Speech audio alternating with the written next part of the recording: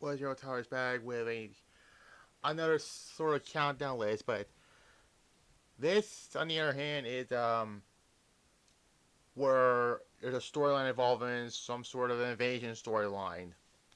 And no, I'm not talking about the actual one that happened. No, I'm talking about when game stories had a storyline where either a brand invaded another brand or something like that. And also, I'm going to include some Road to WrestleManias in this because they count on this. So, I don't know about the SmackDown versus Raw ones. All I know is that it only happens briefly, but still. I could include those, but oh well. But we're going to talk about the first actual one to include a story where a brand invades another brand. SmackDown vs. Raw 2006. There's actually two. The Raw one was where JBL invades Raw when it was revealed that he and Bischoff were working together to handicap Raw, and then this led to Austin coming back and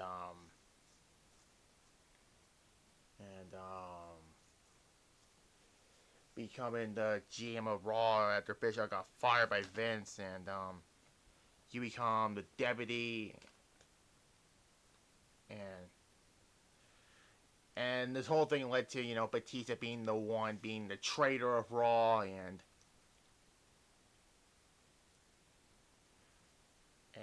led to WrestleMania against Batista where you win that one.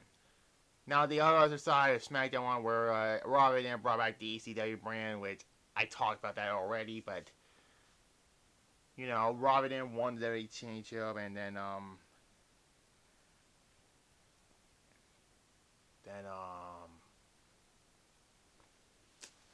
led to you know other like stuff like Robin then said ECW's back and taking over SmackDown, and we obviously know about that. And then when you find Robin down at WrestleMania, Benoit, Tajiri, Spike Dudley, and Jericho joined up with ECW. But there's actually two choices in this one. Either you side with ECW and then Robin then betrays them, but you still alive with ECW, you still win the title, and it comes the ECW title once again, or you stay with SmackDown and then you and Vince put Robert them through a table with a weird looking 3D. Yeah, so there's that.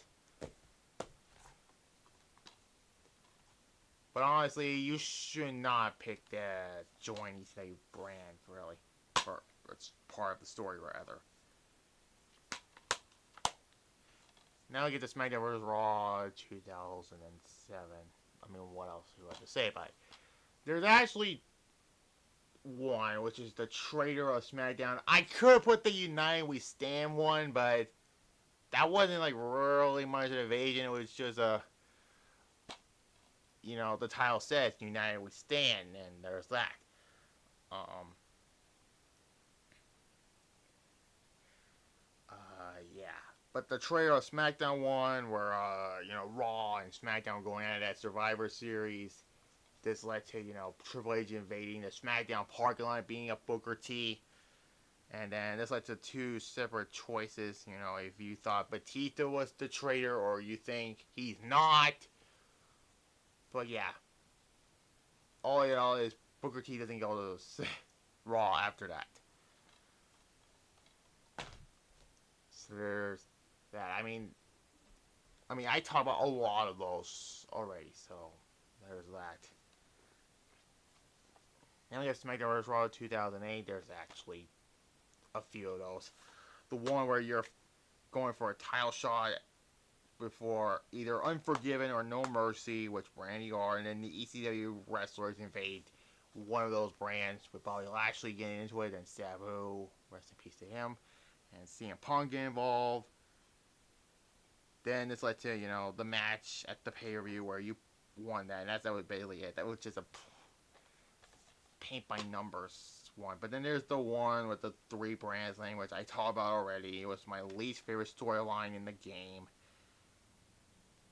And yeah, I did not like that whole thing about, you win the ECW title but not really, because you can't choose ECW as a brand in the game, which is kind of ridiculous.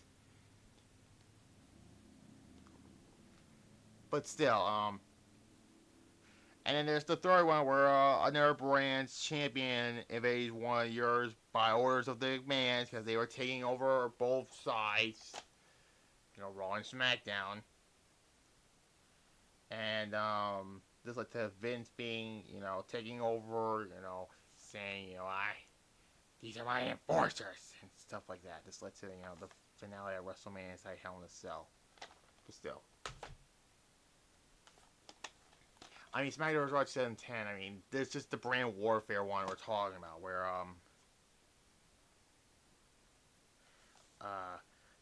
it was the Triple H John Cena one, where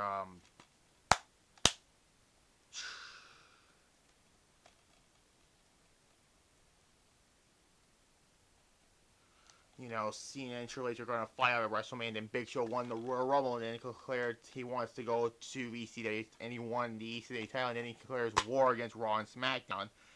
Then the ECW invades both Raw and SmackDown, well, mostly going after Triple H and Cena, mostly.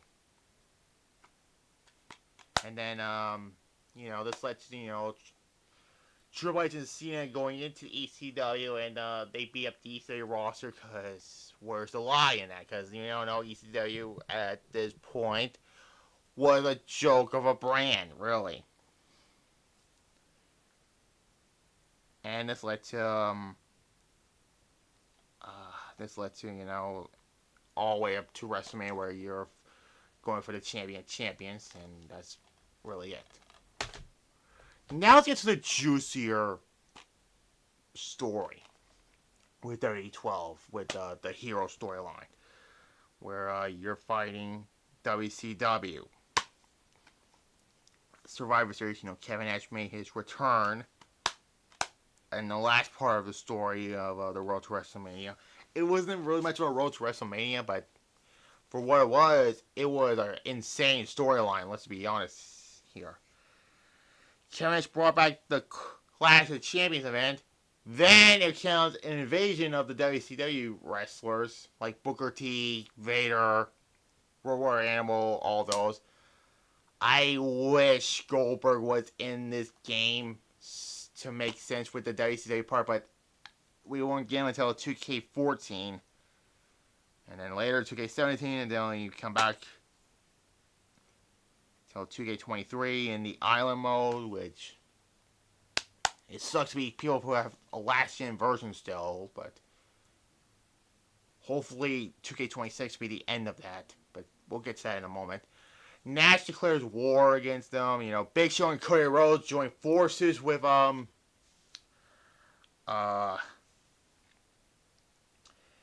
WCW crew. I mean, Big Show, makes sense because, he was the giant. And Cody Rhodes because of his father's lineage. Then they spray paint WCW on the belt. And then Rey Mysterio turns on your character and joins up with WCW again. It makes sense because Rey Mysterio did spend years in WCW. And then they spray paint the WWE Championship with the WCW logo. It's like the Triple H becoming the co-GM of Raw and SmackDown.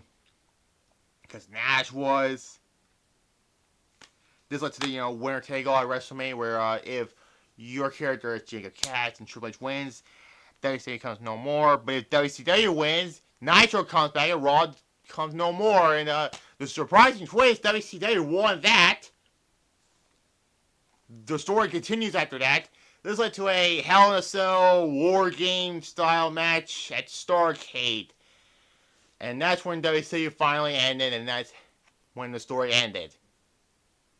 Yeah, I say Hell in a Cell / War Games because